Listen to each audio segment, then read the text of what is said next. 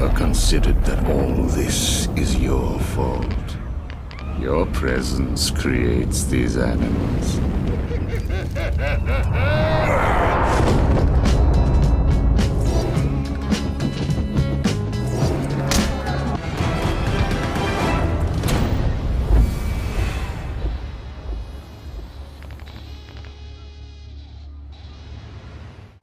What's up everyone at AMG, it's me, AceFront, here for an exclusive review of Batman Arkham City.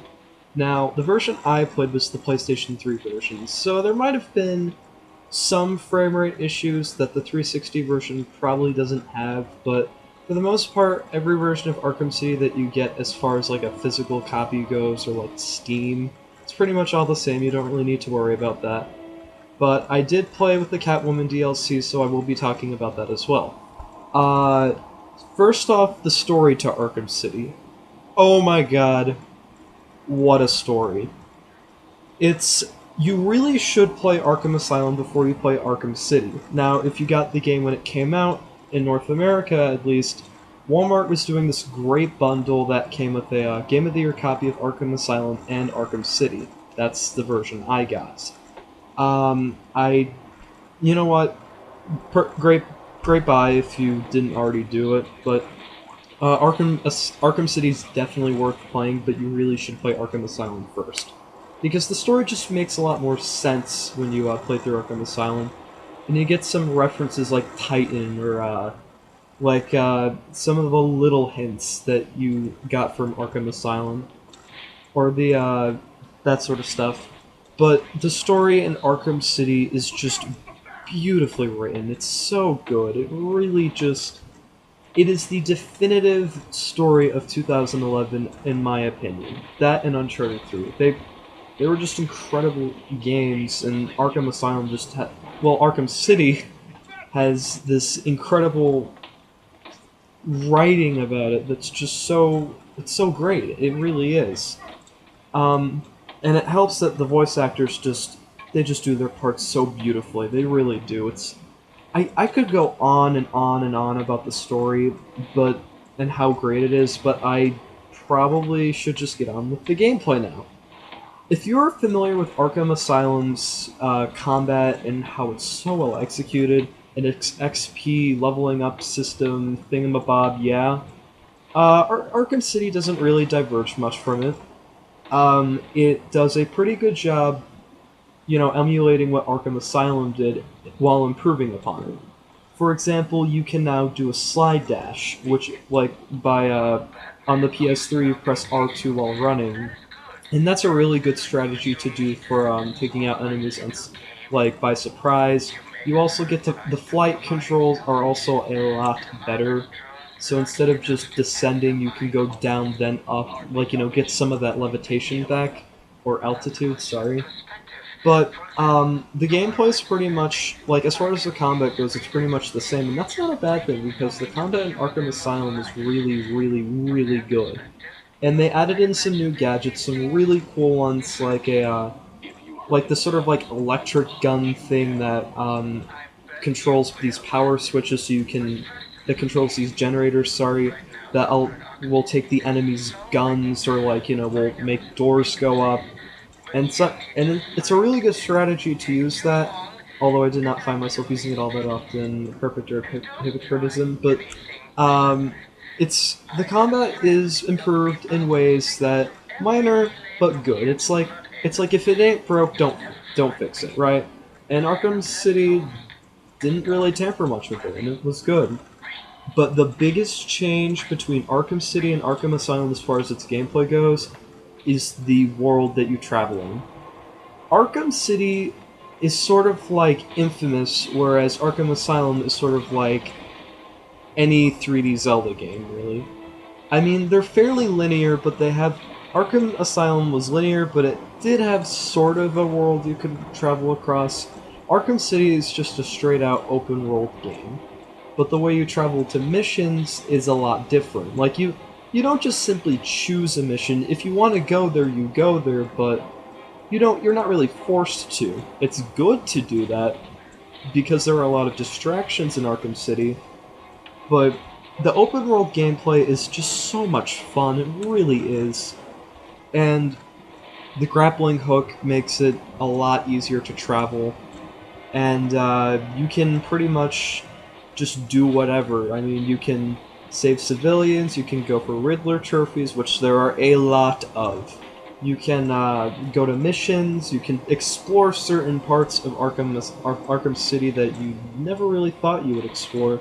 There are some little hints in Arkham City that are just... they really, really, really make you think. I mean, it's really crazy sometimes what you see in Arkham City. And I just thought it was a really great addition to the Arkham games. I mean, it doesn't so much have the charm as Arkham Asylum does, but Arkham City is just a really... the gameplay in Arkham City is just vastly improved on Arkham Asylum, which it's kind of hard to think of possibly doing because Arkham Asylum is just so perfect in many, many ways. And the controls are still just as solid as ever. I mean, I very rarely died because of controls. It was mostly because of my fault. Now, the presentation to Arkham City. And oh dear God, is this presentation amazing. Arkham City is right up there as far as best looking games of 2011 go. I mean, I think it surpasses Battlefield 3 on console. I think it's right up there with Uncharted 3. I mean, Arkham City is a beautiful game. It is a beautiful game. I'm so amazed when I see this kind of quality out of a fairly, not so much a new developer, but a developer that hasn't really done much. I mean, Rocksteady's only been known for Arkham Asylum and some PS2 game I can't even remember the name of, but Rocksteady just did an incredible job with Arkham City. They crafted everything so beautifully and so well detailed, and all the models just look great. The animation is just incredible. The CG cutscenes are gorgeous, and it helps that the voice actors in Arkham Asylum and return from Arkham City. They return to Arkham City, and oh my God, they're just... I don't know if they got better, because the voice actors in Arkham City are just... they're right up there with Uncharted 3. I mean, I know I'm making a lot of comparisons to Uncharted 3, but oh my God, it deserves those comparisons. The voice actors in Arkham City are just incredible, and it helps that the writing in Arkham City is just... oh man, it just brings the characters to life. It really does. And, I guess replay value. I mean, sorry, the presentation's just incredible. It's so good. Now, the presentation is... I'm sorry, yeah, the replay value is a lot better than Arkham Asylum. I mean, there's a New Game Plus mode. The Catwoman DLC was really good. That's worth some replay value to get some of her trophies and stuff like that. The challenges are pretty cool. Never really played around with them, but I'm sure it would last you a while. There's also, like I said, New Game Plus, and New Game Plus pretty much brings over all your items and stuff, but it doesn't bring over... but it makes the enemies a lot harder this time around. So if you loved Arkham City so much that you would play it over again, there's your option. It's fairly common to have a New Game Plus nowadays, but New Game Plus is a nice little feature.